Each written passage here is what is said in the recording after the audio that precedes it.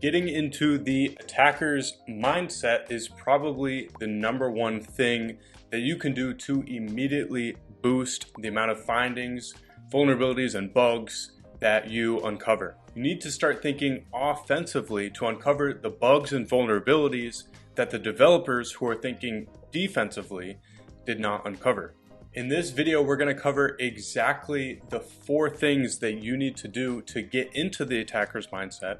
And then we're going to cover 2 things that will prevent you from getting into the attacker's mindset. And then we're going to cover a particular finding that required me to really get into the attacker's mindset and pull a few knobs in order to pull it off and actually have a valid finding. And so this way you're going to see exactly how the attacker's mindset comes into play and how it is actually applied in practice. All right, but first of all, who am I and why should you listen to me talk about the attacker's mindset? Well, my name is Owen, and over a year and a half ago I founded Guardian Audits, and ever since then we've uncovered dozens and dozens of critical and high vulnerabilities in over 100 different smart contracts and over 1,000 different hours spent auditing smart contracts. And so my goal is to take down everything that I've learned along the way and give it to you so that you can ultimately become a much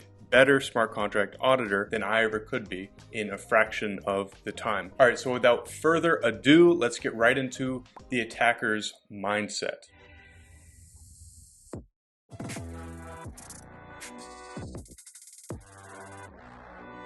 Okay, so we are talking about the attacker's mindset, but first of all, what really is it and why will it benefit us? The attacker's mindset is very simply boiled down just a way of looking at a code base where you're trying to break as many things as possible. And there's an optimal way to do this. This is, of course, in direct opposition to the sort of mindset of a defender or a developer, where they're looking to secure a protocol and essentially verify that it is indeed secure. At its core, what this boils down to is looking to disprove rather than prove. And of course, the attacker's mindset is going to benefit us because if we set out looking to disprove the security of a protocol by finding a valid vulnerability in it, then we're going to be a lot more likely to uncover that vulnerability than if we were to set out to verify or essentially convince ourselves of the security of the protocol. Okay, so now let's discuss the 4 key steps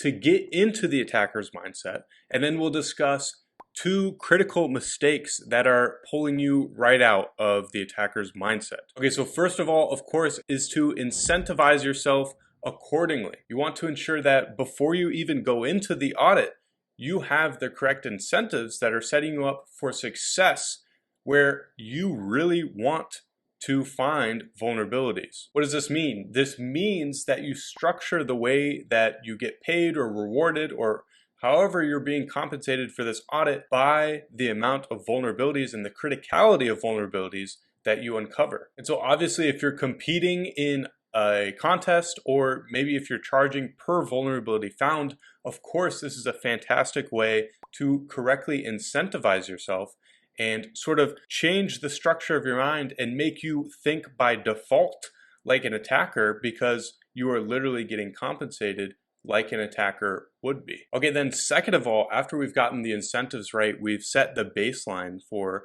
how a good incentivized audit can occur. Now we just have to personally believe that there are bugs and vulnerabilities in the codebase itself. Of course, if an attacker did not believe that there were vulnerabilities in a codebase, they would move on to a new one. In order to find as many bugs and vulnerabilities as possible, you simply have to be convinced that many bugs and vulnerabilities exist in the first place. Okay, and then the third step is to collect knobs as we're going through the codebase. So as you're going through the codebase and you're getting that initial context, you want to note down everything interesting, every interesting piece of behavior, anything that's off, any line that's missing. You want to note that down and save it for later, because as you're going to see, things like this can be combined with other knobs in order to yield really unique and critical attack vectors, which leads us into the fourth step, which is of course to combine your knobs. Now what you have to do is take this list that you've compiled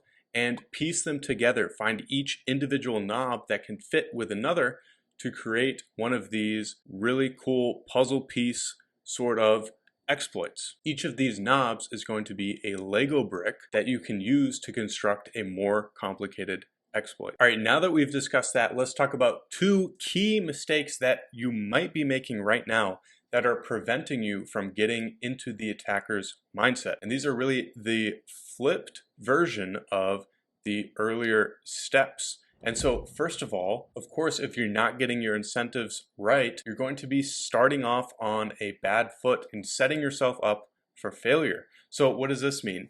This looks like charging all of the money for an audit upfront, no matter how many findings and vulnerabilities are uncovered. So if you think about the baseline incentive here, you are purely incentivized to spend as little time on the audit as possible, and your mentality is going to be to convince yourself of the security of the protocol. You're going to subconsciously want to believe after a certain amount of time that you've spent on the protocol that the protocol is indeed secure. You might not notice this consciously affecting your actions, but this is exactly what makes the difference between spending an extra day on a piece of functionality that's really involved just to get that last little tiny knob that ends up being a full-blown critical exploit, and versus if you weren't incentivized to find that little tiny knob and get that critical exploit, you might end up subconsciously convincing yourself that that area of functionality is actually secure and there's no need to spend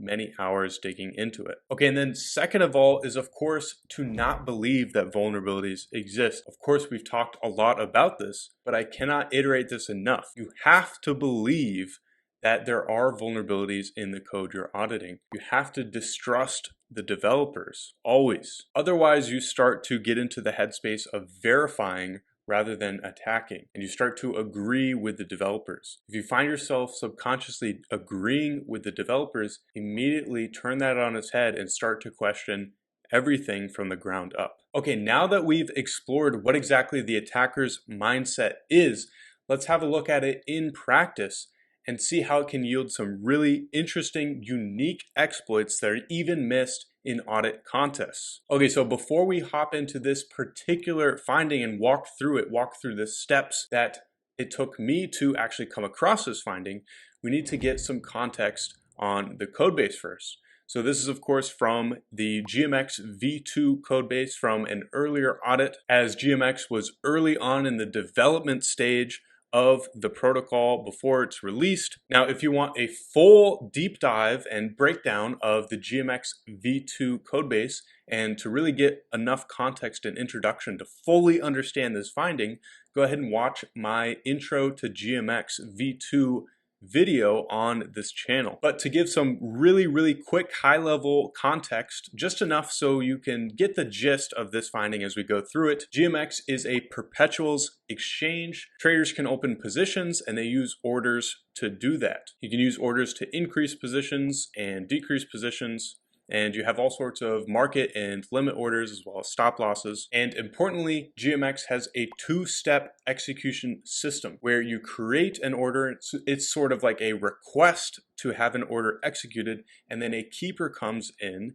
and executes your order. And these are in two independent transactions. And this is essentially done to avoid a lot of front-running attack vectors on the exchange. So the first knob here actually arises from that two-step execution process. The keeper will essentially provide prices from the block in which you created your order in order to execute your order. So what does this mean? This means that essentially there's a unique attack vector here where if I can delay the execution of the keeper's transaction, I can get a risk-free trade. Let's have a look at exactly what this looks like, right? So if we have a timeline here, and let's say I simply created a straight up market order at this time here, let's say this is block 100 over here, and then I'm able to delay the keeper's execution of my order until this block over here, let's say it's block 110, essentially I can have this order executed at this time, block 110, with the prices from block 100. So in block 100, the price of Ethereum might be $1,000 in block 110. The price of Ethereum might be $1,100. And so I could see that the price of Ethereum currently in block 110 is $1,100, and then make a risk-free trade where I say, oh yes, I would like my order that was submitted here to be executed only now at block 110, and end up getting an arbitrage of $100 per Ether risk-free, right? I have the knowledge that Ether has appreciated $100 since these prices here in block 100. So that is the most simple version of a risk-free trade that could occur. And that's essentially the first knob that we're going to use in our list of knobs, right? So as I'm going through the code base, this is something that I just know as a class of vulnerabilities that exists on the exchange.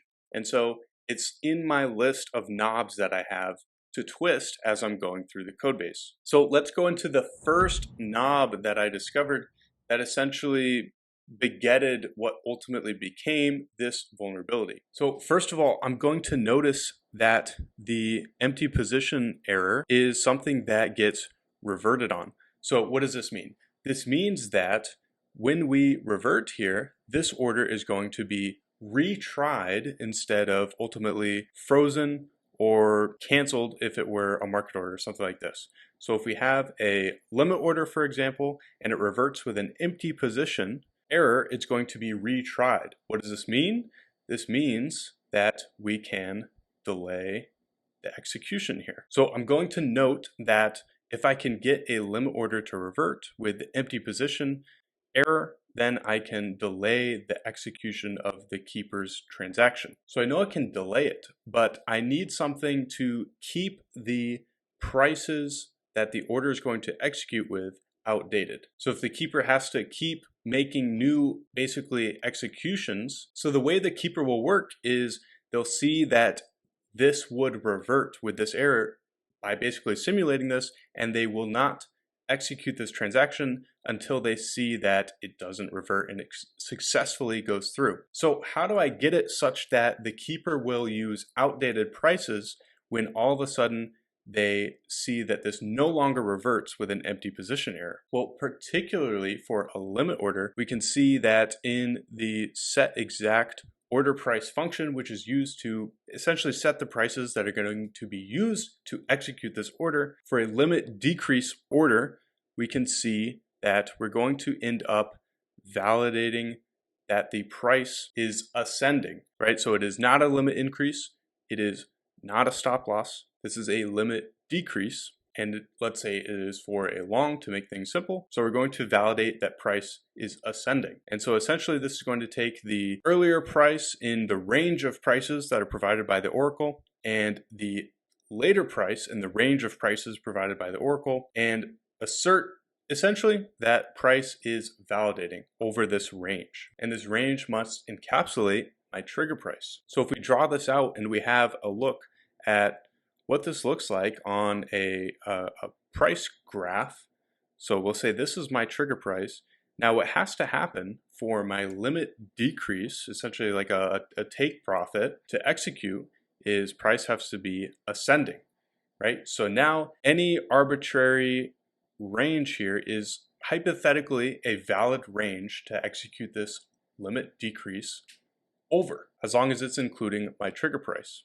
So now I can see that if I combine this price execution logic with the fact that you could potentially delay this execution with an empty position error, then I could potentially get some sort of benefit from a risk-free trade if price did something like this. So let's talk about this. If I have my limit decrease order waiting to get executed, and then price enters this range here, but I do not allow it to be executed by reverting with the empty position error, then essentially price is going to continue, time is going to continue on, we're still reverting with the empty position error, the keeper's not trying to execute this yet as they see that it's reverting, until we see price goes down, down, down, and now let's say we're at this point here. Every time before this, we were reverting with the empty position error. Now you'll notice something. If we look at the price action here, there has never been a valid price range to execute this over after, something like this point here.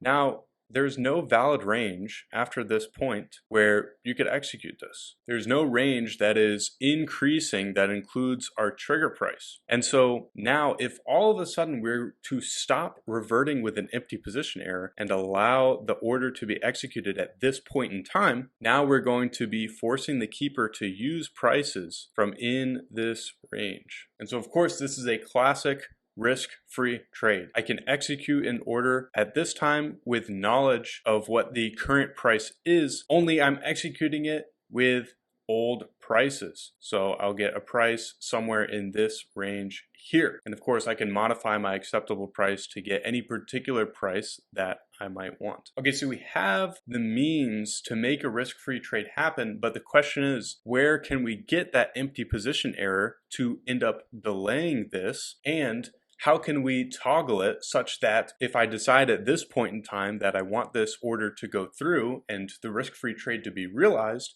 then how can I toggle that empty position error off and allow the order to go through? So these are things that I'm immediately looking for now in the attacker's mindset, right? I am looking to maliciously, really maliciously find how I can make this sort of risk-free trade happen. So I'll notice one key thing when I'm looking at the decrease position, this if statement here. If our position was closed, of course, we remove the position from the order store and we don't do any extra validation. And that's if the size in USD or the size in tokens are 0. However, if there's a position left over, then we're going to go ahead and do this critical check here, which is to validate position. And if we click into this, we'll see that we validate non-empty position. And which revert do you think that gives? It gives the empty position revert. And so we have 3 different knobs here that we can twist in order to get the empty position revert and cause this initial sort of delay. So now here's my goal after realizing that I can get the empty position revert when a position is left with size. So we must have size in USD and we must have size and tokens enable to go into this else branch and ultimately do this validation. Now, I know that this cannot be 0 and I know that this cannot be 0 in this case. So we're left with one option here, the collateral amount. We need to be able to manipulate the collateral amount to be 0 here, while the size in tokens and the size in USD are non-zero. And then once we're able to get into that state, we need to be able to retroactively toggle that state off without touching the order in order to ensure that this can be executed retroactively. So what I first notice is if I go into the process collateral function, if we scroll down here, there's actually no check that I can't just set the remaining collateral amount to 0. I'm not going to go through this whole 300-line function, but you can essentially take my word for it that we wrote a POC and it's actually true. You can essentially have an initial collateral delta amount that will allow you to set the remaining collateral amount to 0. And so that's exactly the knob that we needed to make this attack work, to give us some ray of hope. So now after processing collateral and getting these values, we set the remaining collateral to 0, right? So this remaining collateral amount is now 0 from our initial collateral delta, which is essentially the amount of collateral we want to remove using our order. So this gets set to 0 on the position. And then when we do this check here, we're going to have some size left over. So we go here and we validate and we get the empty position error. So we're starting to piece together the Lego building blocks and we've almost finished our masterpiece of an attack here, but we still need some more Lego bricks to come in and help us out. We have successfully found a way to essentially make an order revert and delay that success. Here's what we've done. If we can use this as a timeline of price action, here's what we'll use as a timeline of order execution. Let's say before this, we have a position that has, let's say we have 2000 USD of size. So this is the size of our position. And let's say we have just 10 collateral tokens